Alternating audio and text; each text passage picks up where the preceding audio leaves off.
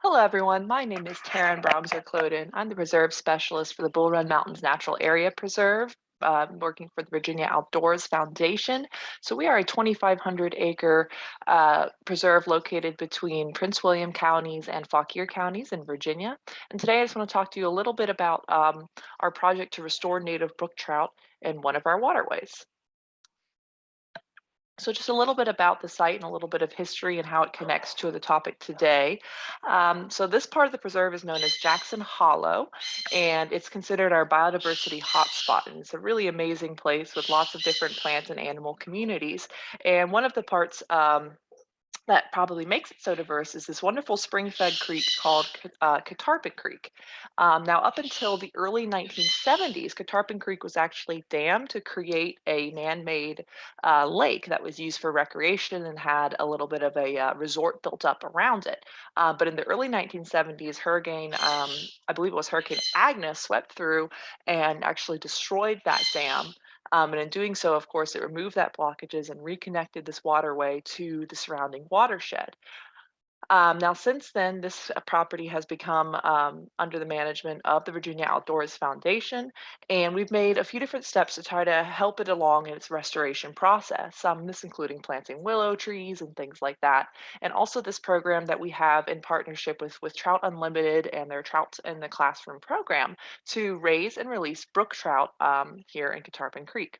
So, brook trout have pretty sensitive needs. They have a very specific temperature range they'd like to be in. They'd like to very clean water as well. So back in 2019, we were able to ascertain with the help of Trout Unlimited that Catarpin Creek was a suitable site based on the fact that it stays pretty cool all year round, again, because it is spring fed, and also because of the variety of macroinvertebrates that call it home. And we also do sampling multiple times a year to make sure that is still the case. So it makes sort of an ideal environment for our little brook trout.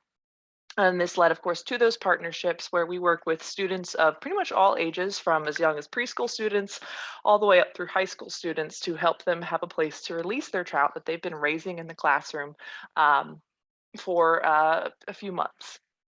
So far, like I said, we started this program back in 2019, and we've released hundreds of trout since then. You can see we had a really big spike in 2020, and that was as a result of basically some emergency releases that needed to be done ASAP because schools were closing. People weren't going to be able to go into the building to take care of their fish, so they needed a place as soon as possible. So we were able to step up and provide a good, healthy location for the trout to go. And we continue to release hundreds of trout every year. We've done 3 releases so far this year and plan to do more and hope to do so and continue in the future.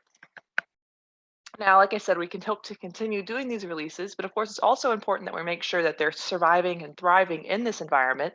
So we've been conducting summer survivorship monitoring where we go out and just make sure that we're able to find brook trout, months after they've been released, and that they're looking healthy, they're looking the appropriate size, they're able to make their way upstream. And so far, every year that we've done that, we've had success and been able to ensure that our brook trout are doing well in this environment. And in fact, they're doing so well, and we've had such great success with this project so far that we are considering doing some quote unquote trout terraforming, where basically where this creek is really suitable naturally, we could actually do some things to increase its suitability for our trout survivorship.